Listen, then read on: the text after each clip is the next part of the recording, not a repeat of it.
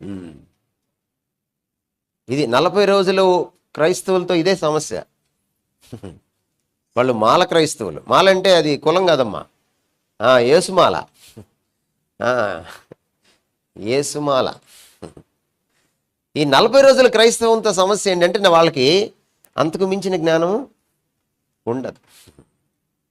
వాళ్ళు they are Christians only for 40 days. They are seasonal Christians. వాళ్ళు దీన్ని చదవరు. ఎన్ని ఎన్ని ఉంటాయో పుస్తకాలు కూడా తెలీదా? దానికి మళ్ళీ క్విజ్ పెట్టి ప్రైజ్ ఇవ్వాలా? అప్పుడు కానీ చదవరా? ఈ క్విజ్ క్రిస్టియన్స్ కూడా ఉంటారు. వాళ్ళు విపరీతంగా చదివేస్తారు బైబిల్. తమ కోసం కాదు, ప్రభు కోసం కాదు, భక్తి ఉండి కాదు, ప్రైజ్ కోసం. క్విజ్ క్రిస్టియన్స్తో కూడా చాలా సమస్య. ఎన్నమ్మా? 66 27. నైస్. 27 books ఆఫ్ న్యూ టెస్టమెంట్లో మీకు ఫాస్టింగ్ గురించిన టీచింగ్ ఎంత ఉంది? ఫాస్టింగ్ ఇలా ఉండాలి, ఇలా ఉండకూడదు అని చెప్పేటువంటి టీచింగ్. ఎగ్జాక్ట్ వచనాలు చెప్పకపోయినా, నాకు మీరు అధ్యాయం చెప్పకపోయినా, కనీసం ఏ పుస్తకంలో ఉందో చెప్పండి. 27 పుస్తకాల్లో.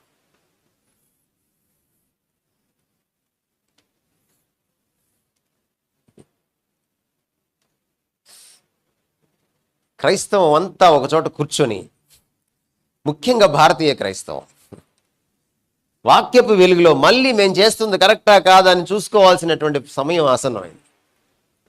దాదాపుగా లేదు యేసు ప్రభువు చెప్పిన ఈ 4 మాటలు తప్ప. ఓ సందర్భంలో యేసు ప్రభువును ప్రశ్న అడిగారు, నీ శిష్యులు ఫాస్టింగ్ ఉండట్లేదు ఏమిటి అని. అప్పుడేదో 4 ముక్కలు చెప్పాడు ఆయన, అంతే. ఆ తర్వాత పౌలు కానీ పేతురు కానీ ఒక కూలంకుషంగా ఫాస్టింగ్ గురించి ప్రత్యేకమైన ప్రబోధం చేసిన పరిస్థితి ఎక్కడా లేదు. అందుకని మిమ్మల్ని నేనేమన్నాను, మీరు పాత నిబంధన క్రైస్తవుల్లా ఉన్నారే అన్నాను. మరి కొత్త నిబంధనలో ఫాస్టింగ్కి స్థానం లేదా? ఉంది. ప్రభు ఫాస్టింగ్ ఉన్నాడు, పౌలు ఫాస్టింగ్ ఉన్నాడు. ఆయన కొరింథీ పత్రికలో చెప్పాడు భార్యాభర్తలను కూడా ఫాస్టింగ్ ఉండమని. అందుకనే మనం వాక్యానుసారమైన ఉపవాసం గురించి ఈ రోజున నేర్చుకుందాం. నేర్చుకోక ముందు కొన్ని నేపథ్యం మీకు చెప్పాలి. అసలు ఎలా పుట్టింది ఈ 40 రోజుల ఉపవాసం అంటే, క్రీస్తు శకం 4వ శతాబ్దం దాకా దాదాపుగా ఈ ఉపవాసానికి సంబంధించిన, అంటే గుడ్ ఫ్రైడేకి ముందు, ఈస్టర్కి ముందు ఉపవాసం ఉండేటువంటి ఒక సంప్రదాయము స్థిరపడిన పరిస్థితి సంఘాల్లో ఎక్కడా కూడా మనకి కనపడదు. క్రీస్తు శకం 4వ శతాబ్దం వరకు. అంటే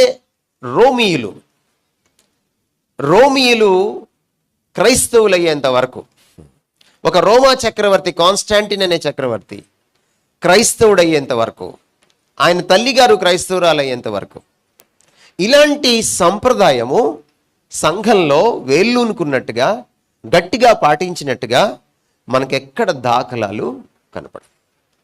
దీని అర్థం ఏమిటంటే, అపోస్తలులు దీన్ని పెట్టలేదు, ఈ సంప్రదాయాన్ని పెట్టలేదు.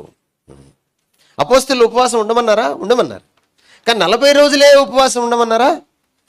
లేదు. ఎందుకంటే మీకు బ్యాక్గ్రౌండ్ తెలియాలి. అసలు అపోస్తలులు వెళ్ళిపోయాక చిట్ట చివర చనిపోయిన అపోస్తలుడు యోహాను ప్రకటన గ్రంథం రాసి చనిపోయారు. దాదాపు క్రీస్తు శకం 100 తర్వాత అపోస్తలుల శిష్యులు సంఘాలని నడిపారు. క్రీస్తు శకం 190 వరకు దీని గురించిన ప్రస్తావనే లేదు. ఇలా ఉపవాసం ఉండాలి అనేటువంటి కనీసం ప్రస్తావన లేదు.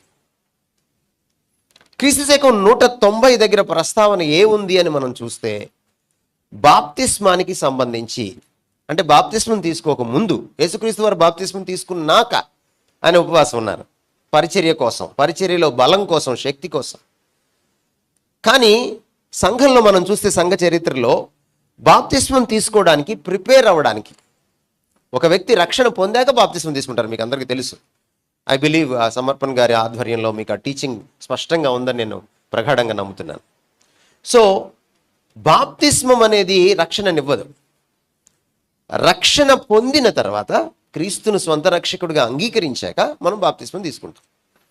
ఇది మనందరికీ విదితమే.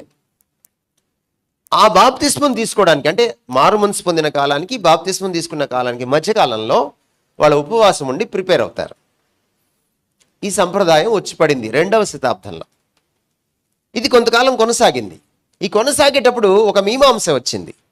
ఏమిటా సందిగ్ధం మీమాంస అంటే, ఎన్ని రోజులు ఉపవాసం ఉండాలి?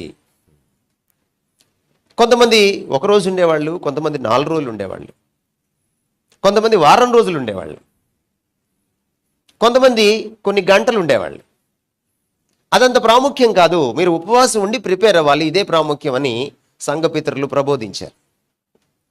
ఆ తర్వాత ఏమైంది, ఈ బాప్తిస్మం కోసం తీసుకునే ఉపవాసము అలా ఉంచితే బాప్తిస్మానికి ఈస్టర్కి లింక్ అయింది. పునరుద్ధానం, ఈ ఈస్టర్కి సంబంధించిన సెలబ్రేషన్ జరిగేటప్పుడు ఇంకో సంప్రదాయం వచ్చి పడింది. ఇవన్నీ మనం పెట్టుకున్నవే.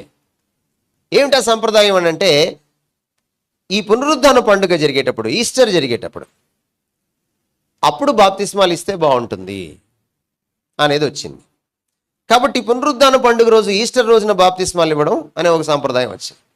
ఎప్పుడైతే ఆ సంప్రదాయం వచ్చిందో, ఈస్టర్కి ముందు ఉపవాసం ఉండడం, ఎందుకంటే బాప్తిస్మం 2 కలిసిపోయినాయి కదా, ఒకే రోజుకి వచ్చేసినాయి కదా, ముందు ఉపవాసం ఉండడం సంభవించింది. కాలక్రమంలో ఏమైందంటే బాప్తిస్మం ఎగిరిపోయింది, ఈస్టర్ మిగిలిపోయింది. ఈ ఈస్టర్కి ముందు ఉపవాసం ఉండడం సంభవించింది. అంటే ప్రశ్నలు అడకపోవడం వల్ల, ప్రశ్నలు మనల్ని మనం వేసుకోవాలి కూడా. ఎందుకు చేస్తున్నాను ఒక పనిని?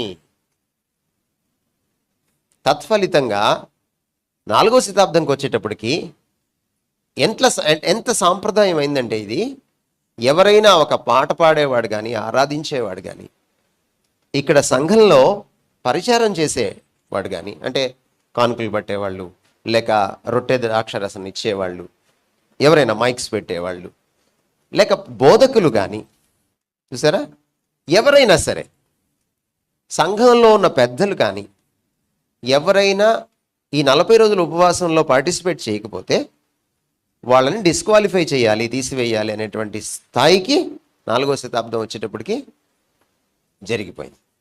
వాళ్ళకి ఏదైనా శారీరకంగా బాగలేకపోతే తప్ప ఖచ్చితంగా దీన్ని పాటించాలి. ఈ 4వ శతాబ్దం వచ్చేటప్పటికి జరిగిపోయింది. వాళ్ళకి ఏదైనా శారీరకంగా బాగలేకపోతే తప్ప ఖచ్చితంగా దీన్ని పాటించాలి. రోమన్ క్యాథలిక్ సంఘము 4వ శతాబ్దం నుంచి 16వ శతాబ్దం దాకా వెలుసిల్లింది. అనేకమైన సంప్రదాయాలు, మానవీయమైన వాక్యంలో లేని కొన్ని వాక్యానికి విరుద్ధమైన సంప్రదాయాలు, కొన్ని మంచి సంప్రదాయాలు ఉండవచ్చు, వచ్చాయి. ఇది కూడా అలాంటిది ఒకటి. ఉద్దేశం మంచిదేనా? చాలా మంచిది. ఏంటి ఉద్దేశము? మీరు రోమన్ క్యాథలిక్స్ని చూస్తే ఇప్పటికి కూడా వాళ్ళ దగ్గర నుంచి నేర్చుకోవాల్సిన మంచి ఏమిటంటే, భక్తి వాళ్ళ దగ్గర నేర్చుకోవాలి మనం. చాలా నిష్టగా, చాలా భక్తిగా చేస్తారు వాళ్ళు భగవత్ సన్నిధికి వచ్చినప్పుడు.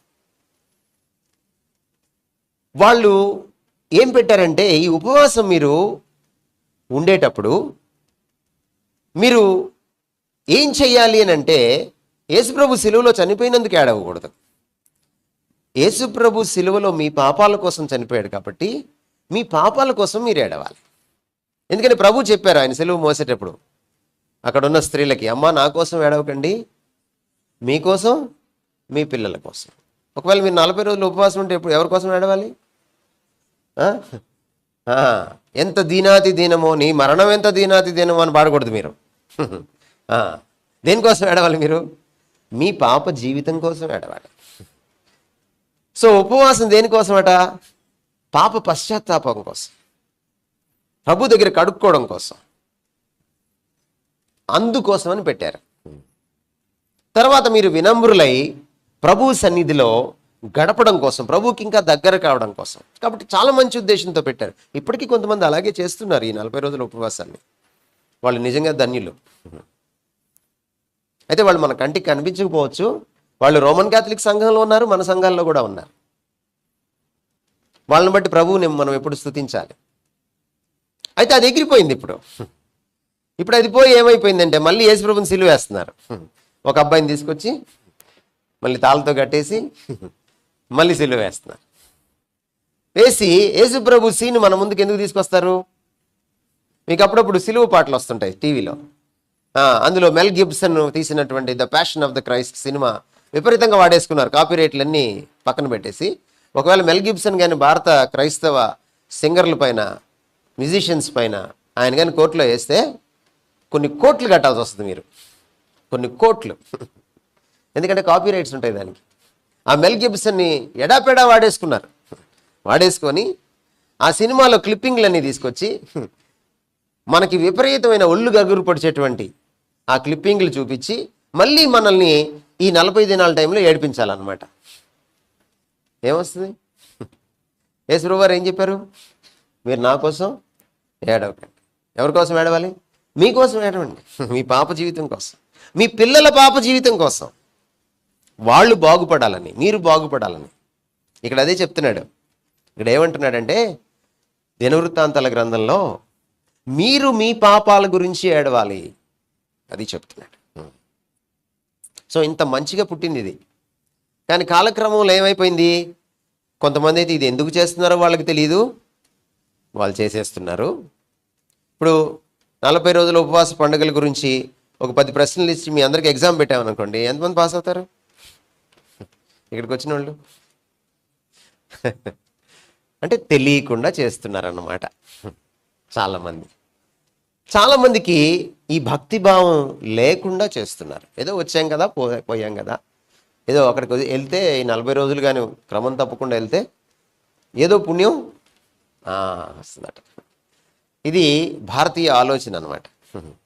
ప్రతి భారతీయుడు, భారతీయురాలు ఇలాగే ఆలోచిస్తారనమాట. మనకి నోములని, వ్రతాలని ఇలాంటివి ఒకటి ఉంటాయి మనకి. చుట్టూ తిరిగితే ఏదో అవుద్దని కదా, పొరుళ్ళు దండాలు పెడితే ఇంకేదో అవుద్దని కదా, మోకాళ్ళ మీద మెట్లు ఎక్కితే ఇంకేదో అవుద్దని, ఎండాకాలం చెప్పులు లేకుండా దేవుడి దగ్గరికి నడిచెళ్తే ఇంకేదో అవుతుందని. ఇది భారతీయులం అనమాట మనం. కాబట్టి 40 రోజులు చర్చికి వెళ్తే ఏదో అవుతుంది అనుకుంటాం మనం. ఏం కాదు. 41వ రోజు మీరు నిన్న నేడు మారని రీతిగా ఉంటారనమాట. మీరు అంత అద్భుతమైన క్రైస్తవులు. ఏమన్నా అవునా కదా? 41వ రోజు మీరు ఎలా ఉంటారు? పోయిన సంవత్సరం ఎలా ఉన్నారో ఈ సంవత్సరం మళ్ళీ అలాగే ఉంటారు. అందుకని ఈరోజు నేను మీకు చెప్పదలిచింది ఏంటంటే అసలు శిస్సులైన ఉపవాసం ఏమిటి అనేది చెప్పదలిచాను. కొన్ని విషయాలు మీకు ముందు నేను చెప్పదలిచాను. ఏమిటంటే మీలో ఉన్న ఉపవాసం గురించిన అపోహలు నేను తీసివేయాలి. నెంబర్ 1, మొదటి అపోహ,